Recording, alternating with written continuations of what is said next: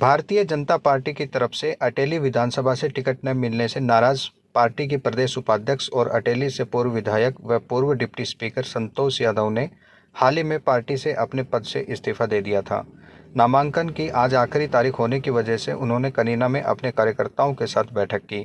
संतोष यादव के बैठक में पहुंचने पर कार्यकर्ताओं द्वारा उनका फूल मालाओं से स्वागत किया गया और संतोष यादव जिंदाबाद के नारे लगाए गए। कार्यकर्ताओं को संबोधित करते हुए उन्होंने कहा कि किसी एक नेता ने 2019 में भी उनकी टिकट कटवा दी थी और आज 2024 में भी उनकी टिकट काट दी गई है। उन्होंने लगातार अटेली विधानसभा में धरातल पर काम किया था, लेकिन धरातल पर काम करने वाले लोगों की आज पार्टी में कोई अहमियत नहीं है। पार्टी दबाव में आकर धरातल पर काम करने वाले कार्यकर्ताओं को दबाने और उन्हें कुचलने का काम कर रही है। उन्होंने कहा कि अटेली विधानसभा से वह अपना निर्दलीय के तौर पर नामांकन करेंगी और यदि कार्यकर्ता लड़ने का कहेंगे तो वह चुनाव लड़ेगी, अन्यथा कार्यकर्ता किसी को समर्थन देने की बात कहेंगे तो भाजपा प्रत्याशी को हराने के लिए जीतते हुए किसी उम्मीदवार को उस समर्थन दिया जाएगा। आज उन्होंने अपने कार्यकर्ताओं की 21 सदस्यों की एक टोली भी बनाई जो आगामी 15 तारीख तक धरातल पर काम करके उनको सलाह देगी कि आगे की रणनीति क्या होनी चाहिए। आइए अब हम आपको ले चलते हैं सीधा कनीना, जहां पर संतोष यादव अपने कार्यकर्ताओं को संबोधित कर रही हैं। टिकट कट गई। कार्यकर्ताओं के कहने से मैंने चुनाव लड़ा और मात्र 792 वोटों से हम रह गए। कांग्रेस जीत गई और राव अजीत सिंह तीसरे नंबर पर रहे। उसके बाद लगातार हमने घर घर ढाणी कार्य किया। कोई ऐसा कुआं ढाणी नहीं छोड़ी जहां पर मैं नहीं गई। बहुत मेहनत। 2014 का इलेक्शन आपका एक तरफा इलेक्शन था। लगभग 50,000 वोटों से हमने जीतने का कार्य किया और सबकी जमानत जब्त हो गई। 2014 में जो विश्वास आपने दिखाया और मुझे डिप्टी स्पीकर का पद पार्टी ने देने का कार्य किया, मैं एमएलए रहते हुए इतने कार्य किए जो मेरे से पहले 50 साल में नहीं हुए थे। आपके समक्ष बहुत से कार्य जो उस समय नहीं हो पाए थे, जिनको मंजूर करा दिया गया था, वो अब तक चल रहे हैं। मुझे लगता है कि हमारे कोई भी सरपंच होगा जिसके खाते में मेरे जाने के बाद तक पैसे नहीं पड़ेंगे। इस तरह का हमने आपके साथ मिलकर कार्य किया और बड़ी सहनशीलता से, व्यावहारिक कुशलता से हमने और आपने बड़े स्नेह से साथ निभाने का कार्य किया। 2019 में आपकी टिकट काट दी गई और साथ ये भी कह दिया कि बहन जी अब की बार आप चुनाव नहीं लड़ना। हमने पार्टी के हुक्म को सब माथे के ऊपर लिया और पार्टी के संगठन में सेवा करने का कार्य किया। चाहे उपाध्यक्ष के पद पर रहते हुए, चाहे महिला मोर्चा के प्रभारी रहते हुए, पूरे हरियाणा में हमने कार्य किया और जितनी मेरी सूझबूझ कैपेसिटी है उससे ज्यादा बढ़कर मैंने दिन रात सेवा की। 2024 का चुनाव आया। 2019 के बाद ही आप सभी साथी लग गए कि 2024 का चुनाव हमें लड़ना। हर गांव में, ढाणियों में आपने पहुंचने का कार्य किया, लेकिन जिन्होंने 2019 में टिकट मेरी कटवाई, जिन्होंने 2009 में मेरी टिकट कटवाई, 2024 में भी आप लोगों की टिकट कटवा दी। पार्टी ने कहा कि नारनौल से आपको हम एडजस्ट करने का कार्य करेंगे, और नारनौल में भी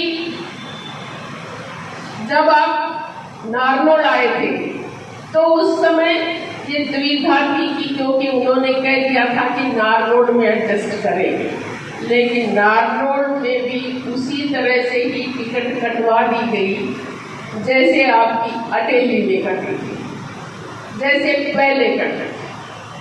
तो यही बात मैं आपसे करने के लिए आई हूँ।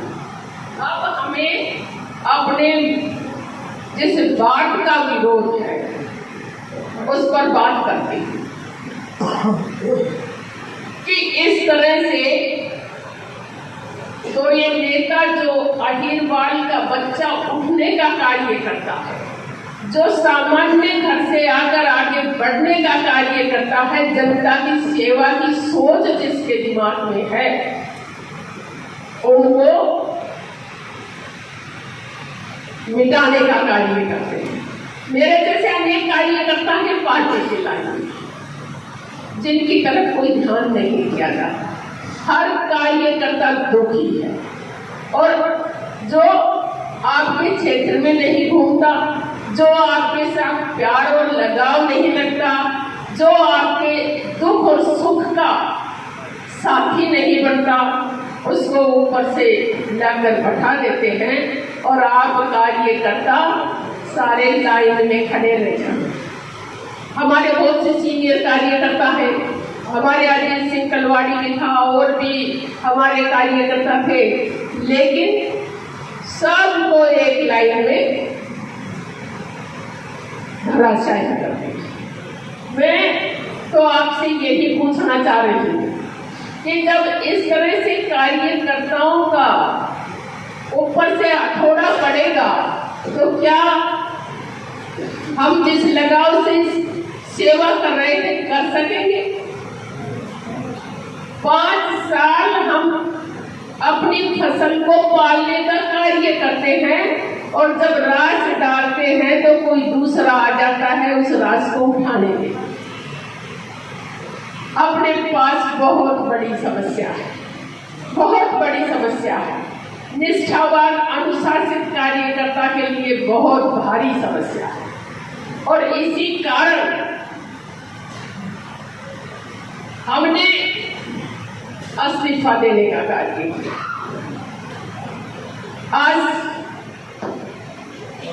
हमारे पंडित जी को भी टिकट नहीं दी गई। ऐसे हालात में हम कैसे कार्य कर सकें? अब सबसे पहले मेरे लिए कोई सर्दी नहीं रही, कोई गर्मी नहीं रही, कोई बरसात नहीं रही।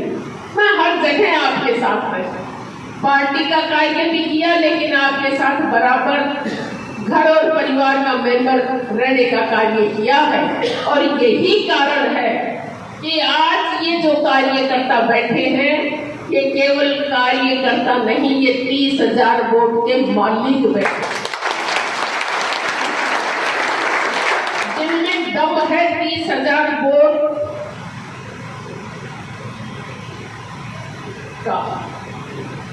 तो मैं आपको कहना चाहूंगी, ये आज मैं नॉमिनेशन का फॉर्म भरने के लिए आई, लेकिन वो फॉर्म भरने से पहले मैं आपकी इजाजत लेना चाहती हूँ कि फॉर्म भरूं या नहीं भरूं, क्योंकि चुनाव लड़ने वाले आप साथ हैं। फॉर्म भरूं, आपने कहा है मैं फॉर्म भरिया, लेकिन मेरी एक आपसे रिक्वेस्ट है, दलील है। हमें ये समझना पड़ेगा कि हमारा दुश्मन कौन। अगर हम आपस में बट कर अपने वोट ले गए, 30,000 में वोट ले लिए, 30-35,000 जो ये कार्यकर्ता बैठे हैं, अतरलाल जी ने भी ले लिए और अनीता ने भी इतने ही ले लिए, तो फिर जीत तो नहीं हो पाएगी। इसलिए आपको बड़ा दिल करना पड़ेगा, उनको हराने के लिए आपको बड़ा दिल करना पड़ेगा। हम पूरी कोशिश करेंगे चुनाव जीतने के लिए, लेकिन कभी हम चुनाव जीते, पूरी कोशिश करें और फिर भी दूसरा चुनाव जीत जाए।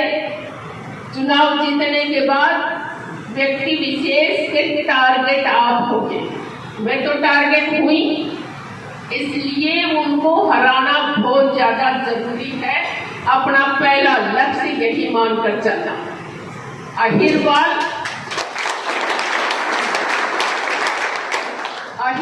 में आप एक्सपेक्ट नहीं कर सकते कि आप जिस माहौल में साथ मेरे रहे हैं वह माहौल आपको मिले। आप अंदाजा अपने आप लगा सकते हैं। इसलिए मैं तो इजी अप्रोच में हूँ। रात को भी मेरे भाई फोन कर देते हैं और मेरे पास आने की बजाय ये कह देते हैं बहन जी ने टेलीफोन कर दिए, यो काम करवा दी। आजकल ट्रेंड ये बना हुआ है, लेकिन इसके बाद तुम्हारा नहीं है। इसलिए हमारे टारगेट को, हमारे लक्ष्य को पहचानने का काम करना है।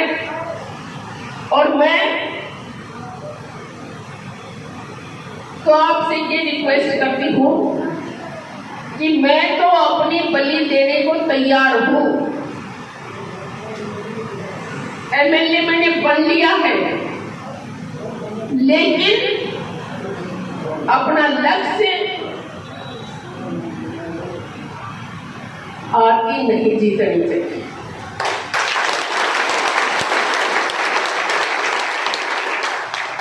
मैं आज आपके कहने से नॉमिनेशन फॉर्म भरने के लिए आई हूँ।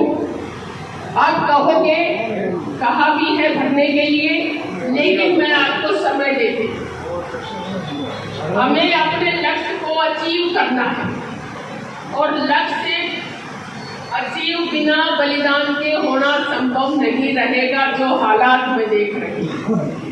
तो भाइयों, एक कमेटी बना लो, 21 मेंबर की कमेटी बना लो और 5-7 उसमें जोड़ देना और ये डिसाइड करो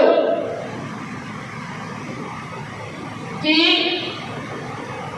चुनाव कैसे जीता जाए, कौन आगे चल रहा है, कौन का कितना दम है। हमें कोई जाति विशेष का कोई ध्यान नहीं रखना है। आप अपने जाति का, बिरादरी का, सब का आपको ध्यान कर केवल वोटों के ऊपर ध्यान करना है कि कौन आगे चल रहा है।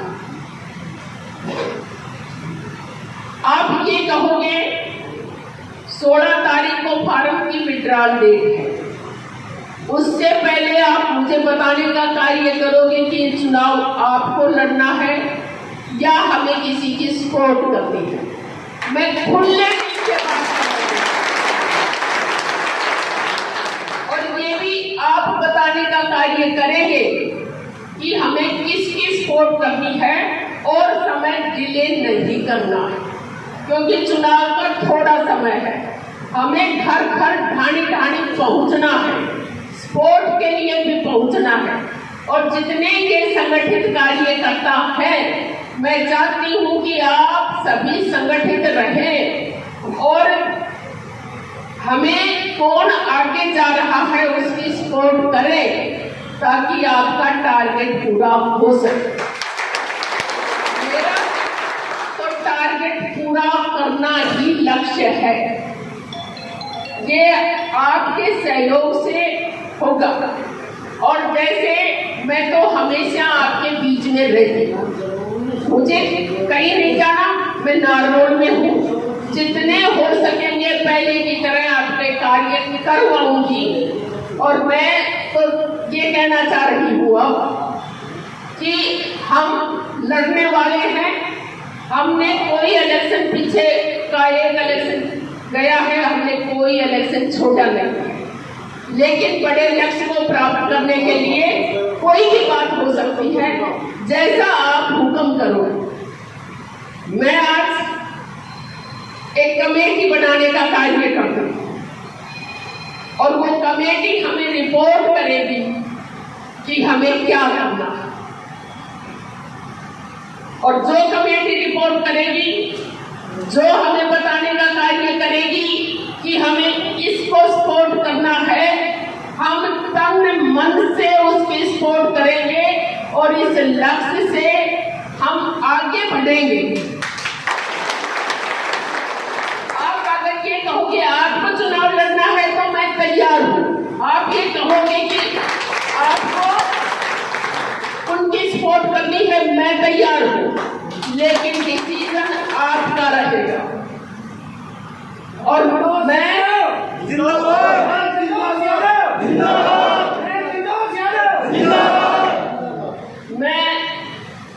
कमेटी के 20-21 की घोषणा करती हूँ। वो बैठकर अपने निष्पक्ष भाव से ये बताने का कार्य करेंगे कि हमें क्या करना है। आपके डिस्कशन के ऊपर रहेगा। अगर आज आप सोचकर मुझे बताओ तो आज कार्य करूंगी, और अगर 2-3 दिन का समय लो तो मुझे बताने का कार्य करना, मैं आपके अनुसार चलने का काम करूंगी। मैं उस कमेटी के मेंबर बताने का कार्य करती हूँ। अगर उसमें आपको कोई चीज और बढ़ाने हो तो और बढ़ाने का कार्य करना। पंडित श्री राम बागोत, बिल्लू लोताना, रण सिंह खेड़ी, उमेश प्रधान पाथेड़ा, राजकुमार चेयरमैन कनीना, बाबूलाल सरपंच भोजावास, लक्ष्मी सरपंच मोहनपुर, श्यामजी नंबरदार ककराड़ा, शीशराम कोका, जयवीर प्रिंसिपल डोंगरा हीर, खेतराम कलवाड़ी, हेमराज सिंह खेड़ी, ईश्वर नंबरदार गणियार, नित्यानंद छापड़ा, सौरभ पंडित जी कांटी, केसर सिंह बुढ़ा, भूप सिंह सागरपुर, उदय सिंह सिलारपुर, अमर सिंह सरपंच अटारी, मनीष पार्षद कनीना, दलीप सिंह एडवोकेट पड़तल, मुनीलाल साहब सुंदरे, मोहन पार्षद कनीना, पंडित नरेश पार्षद कनीना। और इसमें आप और भी सतवीर रामदास, और भी आप किसी का लिखाना चाहो मेरे को बता दो, और ये कमेटी मुझे रिपोर्ट देगी, और रिपोर्ट देकर हम वैसे काम करेंगे। ये आज मेरे को यही कहना था कि परिस्थितियां चेंज हो जाती हैं, और आज की परिस्थिति डटकर लड़ने की है। आज की परिस्थिति एकजुट होकर अपने आप को आगे बढ़ाने की है। तो इस बात से सहमत हो आप?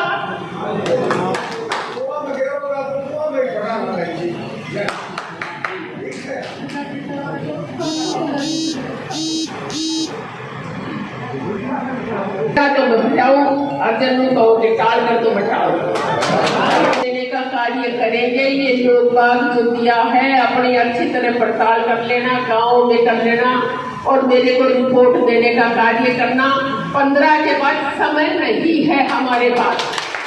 हमें जैसे अगर मैं चुनाव लड़ती हूँ तो आप सारे साथ हैं, तगड़े लड़ेंगे, और अगर आपने और के सपोर्ट करने का कहा तो उससे भी तगड़े लड़ेंगे, ये क्योंकि हमें अपना टारगेट अचीव करना। यही बात मैं आज कहने के लिए आपके बीच में आई हूँ। और अब नॉमिनेशन भरने का कार्य करेंगे, क्योंकि इजाजत आप लोग आप आए आपका बहुत बहुत धन्यवाद। आपको